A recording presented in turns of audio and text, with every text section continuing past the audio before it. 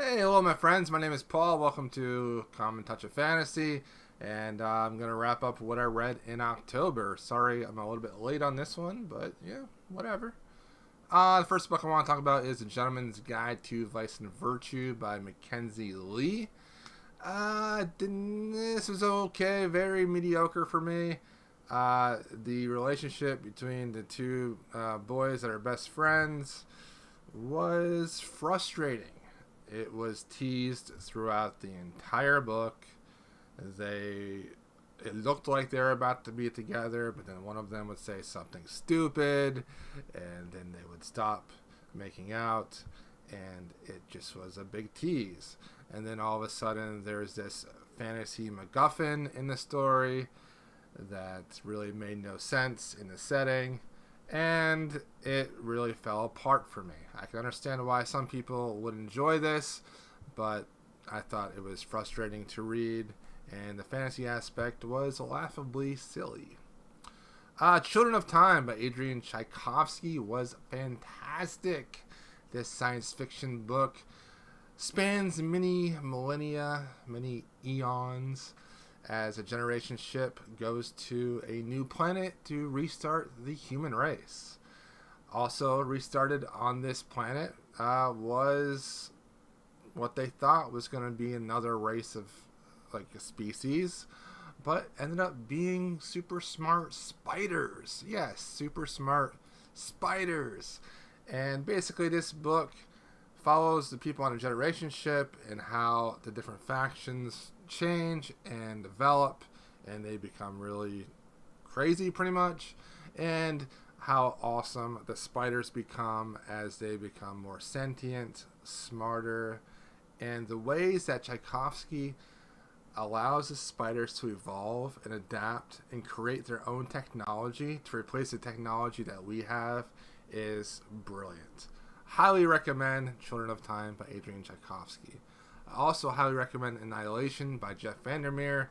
What a weird book. Don't really know what's going on most of the time, but it's written in this really gorgeous prose. Jeff Vandermeer just writes really well. And what I like about this is a whole cast of female characters. They don't have any names at all, and they're just told by their their position in this group. And it's a mystery. It's very kind of like Lost in a way. And I just really enjoyed it. I'm looking forward to reading the other two books in that series. Hex by Thomas Hulvey. Probably missaid his name. Danish author that says he can write really well in English. Released this a couple years ago. It was pretty a good success. An interesting idea. Basically, the monster is always with these people, and you just try not to make the monster upset. But of course, they make the monster upset. The tension in this was just not there.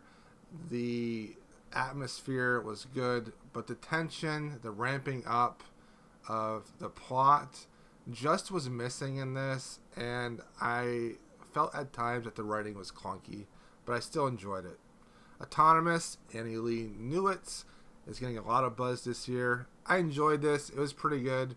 I thought that the overall setting and world building that Newitz created was fantastic. I thought that the idea that corporations run America in the future is realistic.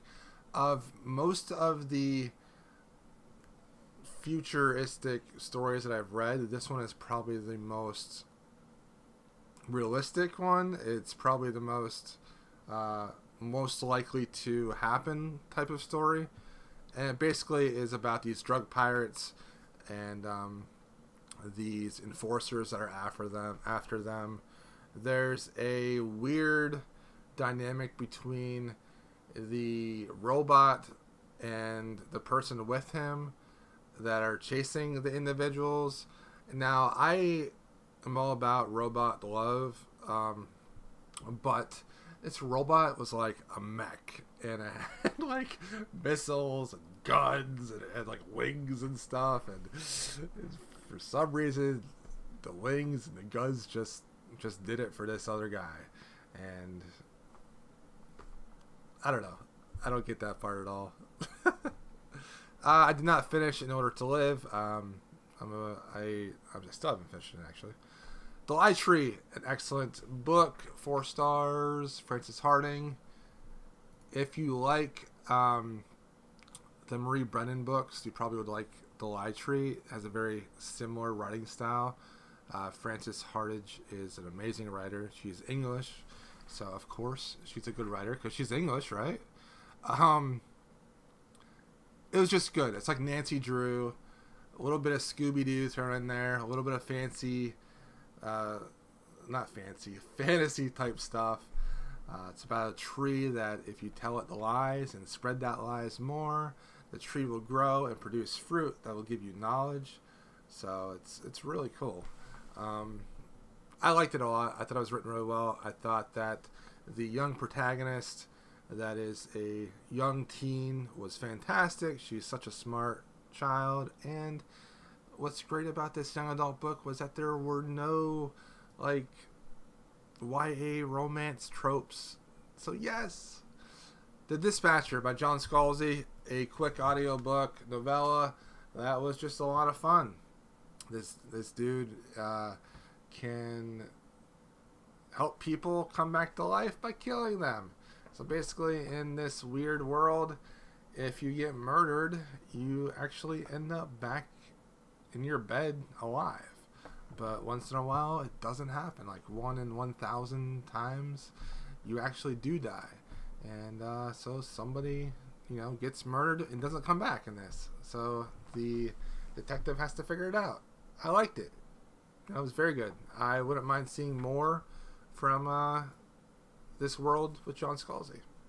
Alright, that's what I read in October, and it was a pretty good month. As you can see from the graphic, I had 4 books that were 4-star reads and 2 books that were 3-star reads.